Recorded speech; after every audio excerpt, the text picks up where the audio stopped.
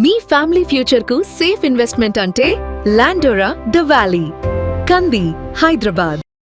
ఇటీవల లోక్సభలో ప్రవేశపెట్టినటువంటి మహిళా రిజర్వేషన్ బిల్లు ఎందుకు వీగిపోయింది? ఎన్డీఏ ప్రభుత్వం అధికారంలో ఉన్నప్పటికీ ఆ స్థాయిలో మద్దతు లభించకపోవడానికి కారణం ఏంటి? ప్రతిపక్షాలు దీన్ని ఎందుకు వ్యతిరేకించాయి? అసలు ఈ బిల్లు ఎలా పాస్ అవ్వాలి? ఈ బిల్ పాస్ అయితే వచ్చేటువంటి ప్రయోజనం ఏంటి? డీటెయిల్గా తెలుసుకునేటువంటి ప్రయత్నం చేద్దాం. మనతో పాటు ఉన్నారు ప్రముఖ విశ్లేషకులు నాగార్జున రెడ్డి గారు. సార్ నమస్తే. నమస్తే. దేశవ్యాప్తంగా రాజకీయ ప్రకంపనలకు ఈ బిల్లు ఒక కేంద్రంగా మారింది. స్వయంగా మోదీ రంగంలో దిగారు, ప్రతిపక్షాలని విమర్శించారు. మహిళల్ని వాళ్ళ సాధికారతకు విపక్షాలన్నీ కూడా అడ్డుపడుతున్నాయంటూ కూడా ఆయన రేంజ్లో ఆయన విమర్శలు గుప్పించారు. అసలు ఏంటి మొత్తం ఇష్యూ గురించి ఒకసారి డీటెయిల్గా మనం మాట్లాడదాం. ఇక్కడ రెండు విషయాలు మాట్లాడుకోవాలి విజయ్. మహిళ ఎంతమంది ఎంపీలు కానీ, ఎమ్మెల్యేలు కానీ, ఎమ్మెల్సీలు కానీ ఉండాలి అనేటువంటిది ఒక విషయం. డీలిమిటేషన్ అనేటువంటిది ఇంకొక విషయం. దానికి దీనికి ఎటువంటి సంబంధము లేదు. కానీ 2023 అప్పుడు ఏం చేశారు అనేసి అంటే 33% మహిళలకి ఇవ్వాలి. పార్లమెంట్లో, రాజ్యసభలో, స్టేట్ అసెంబ్లీస్లో, ఎమ్మెల్యేస్లో ఇవ్వాలి అని చట్టం తీసుకొచ్చారు. ఎనానమస్గా అందరూ ఒప్పుకున్నారు. దానికి చట్టం అయిపోయింది. కానీ దాన్ని నోటిఫై చేయలేదు. మొన్న 16వ తారీఖు నాటికి కూడా నోటిఫై చేయలేదు. హడావుడిగా ఆదరబాదరగా 10 గంటల ముందు నోటిఫై చేశారు. దాన్ని 23 సెప్టెంబర్లో పాస్ అయింది. మొన్నటిదాకా ఎందుకు నోటిఫై చేయలేదు?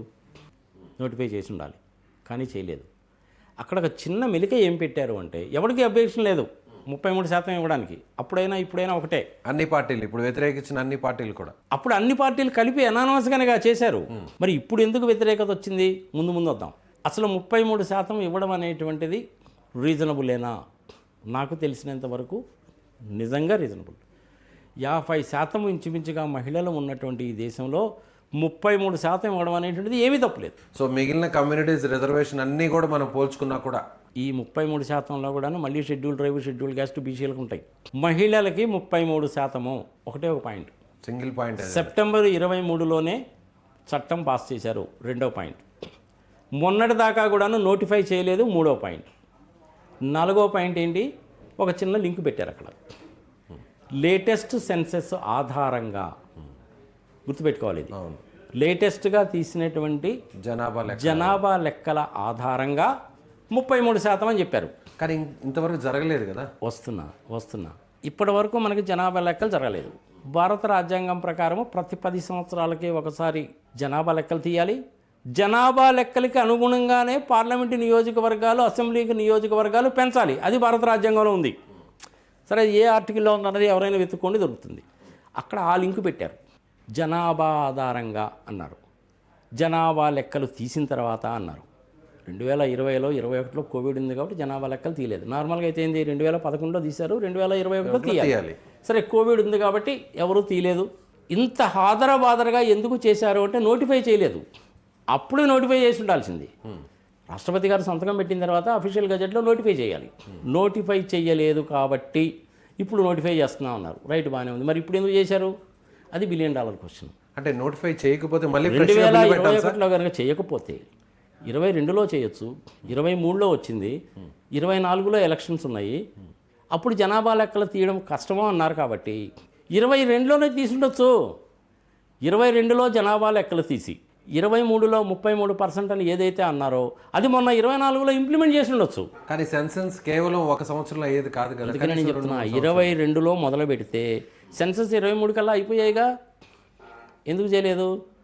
పర్పస్ఫుల్గా, ఇంటెన్షనల్గా, ఉద్దేశపూర్వకంగానే చేయలేదు. ఏంటంటారా? దానికి వెనక బ్యాక్గ్రౌండ్ ఏంది? ఇందిరాగాంధీ గారు ఉన్నప్పుడు అబ్బో ఇదంతా ఏదో అంత తొందరగా తేలే వ్యవహారం కాదులే బాబు అని ఒక 25 సంవత్సరాలు పోస్ట్పోన్ చేసింది. ఈ రిజర్వేషన్ 2001 వచ్చింది. అప్పుడు వాజ్పేయి గారు ఉన్నారు. ఆయనకు కూడా అదే ప్రాబ్లం వచ్చింది. ఆయన కూడా దాన్ని 25 సంవత్సరాలు పోస్ట్పోన్ చేశారు. 2001 నుంచి 25 సంవత్సరాలు కలుపుకుంటే 2026 వచ్చారు. అంటే 50 సంవత్సరాల చరిత్ర ఉంది దీనికి. అదే నెంబర్ ఆఫ్ పార్లమెంట్ మెంబర్స్ 543 మందే ఉంటున్నారు ఇప్పటికి కూడాను. జనాభా చాలా పెరిగిందిగా.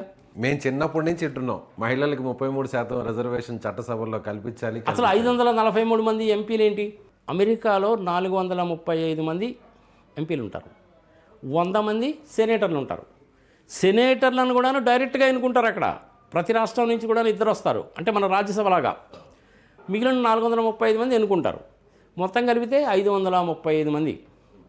33 కోట్ల జనాభా ఉన్నటువంటి అమెరికాకి 535 మంది. చైనా విషయంలో కనుక తీసుకుంటే 3000 మంది. చైనా కూడా 140 కోట్ల పాపులేషనే. మరి మన ఇండియాలో కూడా 140 కోట్ల పాపులేషనే. మరి అక్కడ 3000 మంది ఏంది, ఇక్కడ 545 మంది ఏంటి? ప్లస్ కోర్స్ రాజ్యసభ ఉంటారు, 250 మంది ఉంటారు. ఇక్కడ భారత రాజ్యాంగంలో 555 మంది మ్యాక్సిమం అని చెప్పి నిర్ణయించారు. ఇప్పుడు 543 ఉన్నారు, ఓకే. మరి 543 ఫిగర్ ఎట్టొచ్చింది ప్రజలకు కూడా తెలియాలిగా. అంతకుముందు ఆంగ్లో ఇండియన్స్ని 2 ప్రెసిడెంట్ గారు నామినేట్ చేయొచ్చు ఎంపీలుగా. 2020 సంవత్సరంలో దాన్ని తీసేశారు, అందుకని 543 అయిపోయింది. రాజ్యసభలో 245 మంది ఉంటారు.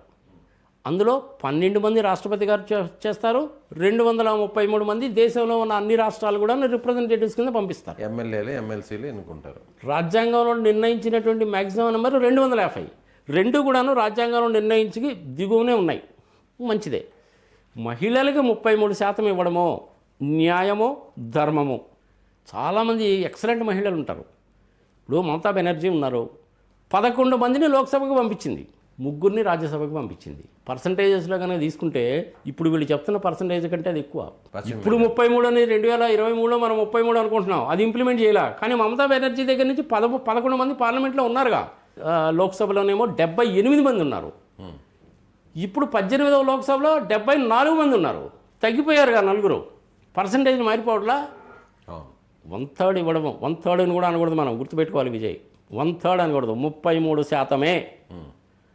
ఏమీ తప్పు లేదు, ఇంప్లిమెంట్ చేయండి.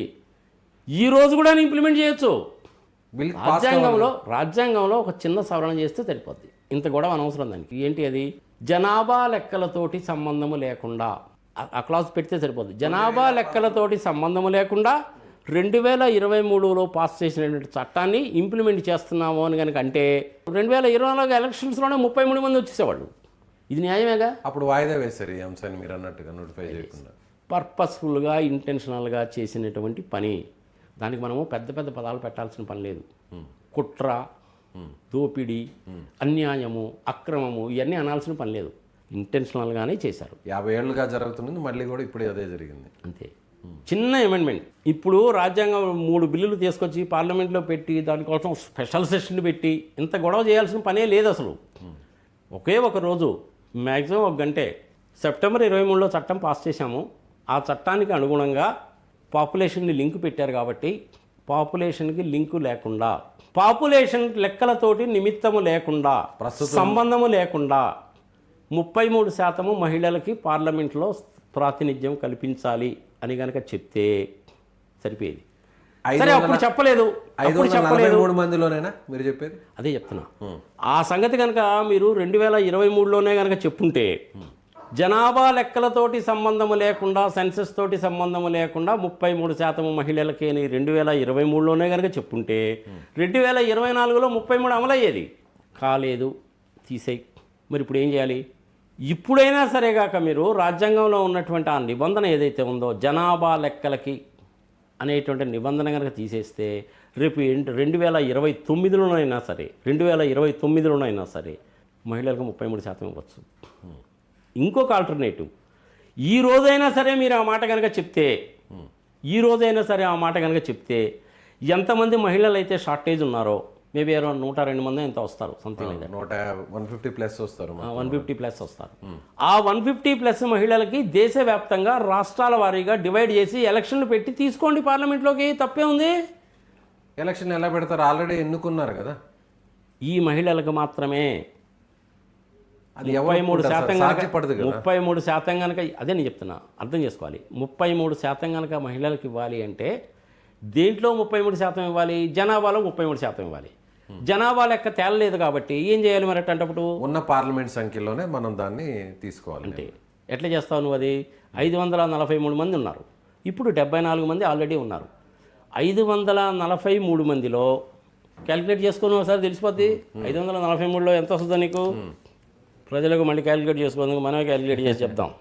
543 ఇంటూ 33% అంటే 180 మంది. 180 180 మైనస్ 74 మంది ఉన్నారు కాబట్టి 106 పార్లమెంటు స్థానాలు అనేటువంటిది క్రియేట్ చేసి ఆ 106 పార్లమెంటు స్థానాల్లో ఎన్నికలు పెట్టి దేశవ్యాప్తంగా ఉంటే 33 ఫుల్ఫిల్ అయిపోద్ది.